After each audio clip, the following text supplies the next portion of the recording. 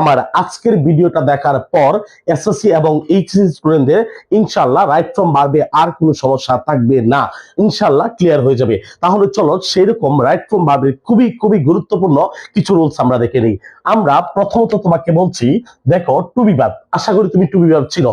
যদি to be verb, to do verb, to have verb, modal verb এই বিষয়গুলো সম্পর্কে তোমার ধারণা না থাকে তাহলে অবশ্যই আমাদের আগের ভিডিওটা দেখে আসবে।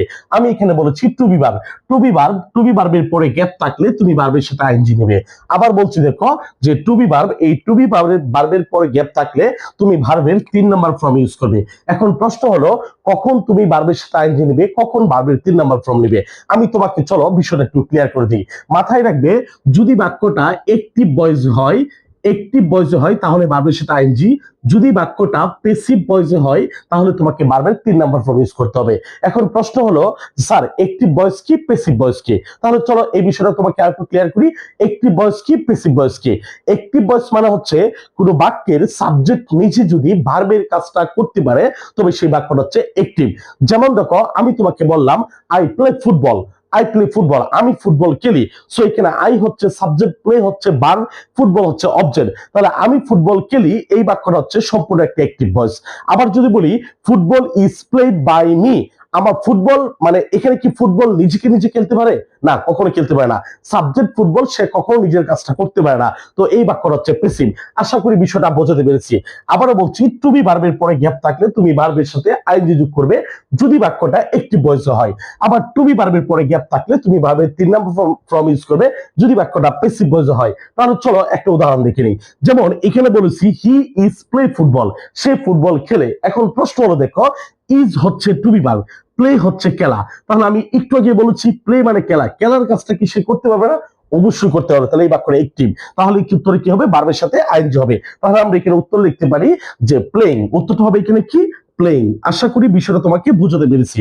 আবার দেখো এখানে প্রশ্ন বলা আছে the document has been prepare, document প্রস্তুত করা হয়। আমরা দেখতে পাচ্ছি হ্যাজ বিন হচ্ছে টু বি ভার্ব। প্রশ্ন হলো has been to be verb, subject হচ্ছে ডকুমেন্ট।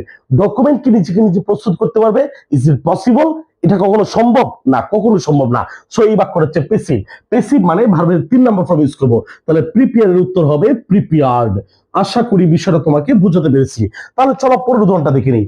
টু হ্যাভ ভার্ব, প্রশ্ন হলো টু হ্যাভ ভার্ব কি? হ্যাভ, হ্যাজ, হ্যাড এবং যে সকল ভার্বের শেষে হ্যাভ থাকবে সবগুলো হচ্ছে টু হ্যাভ ভার্ব। মাথায় রাখবে তুমি হ্যাভ ভার্বের পরে গ্যাপ থাকলে তোমাকে ভার্বের 3 নাম্বার ফর্ম ইউজ করতে হবে। হ্যাভ ভার্বের পরে গ্যাপ থাকলে কি বলছি? ভার্বের 3 নাম্বার ফর্ম।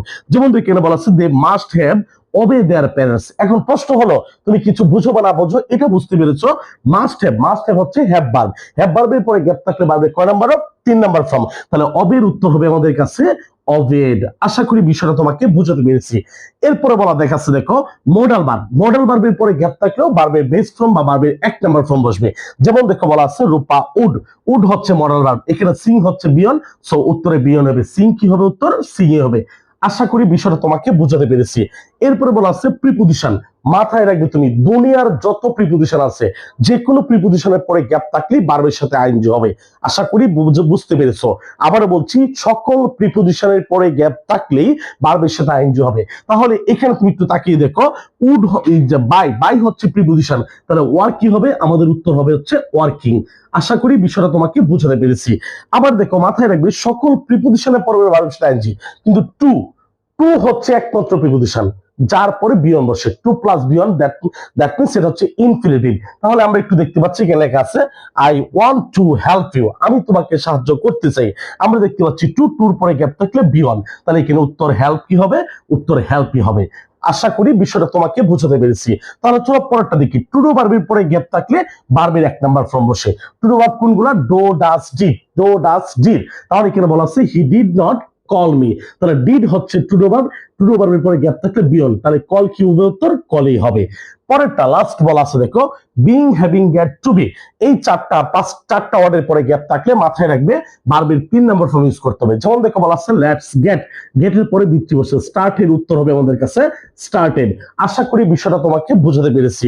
আমাদের ভিডিওগুলো যদি তোমাদের ভালো লেগে থাকে অবশ্যই আমাদের ফেসবুক পেজ এবং ইউটিউব চ্যানেল সাবস্ক্রাইব করে নেবে এবং আমাদের ফেসবুক পেজটা ফলো দিয়ে রাখবে এবং তোমার মূল্যবান মতামত আমাদের কমেন্টস বক্সে জানিয়ে যাবে। সেই পর্যন্ত ভালো থাকবে। আসসালামু আলাইকুম।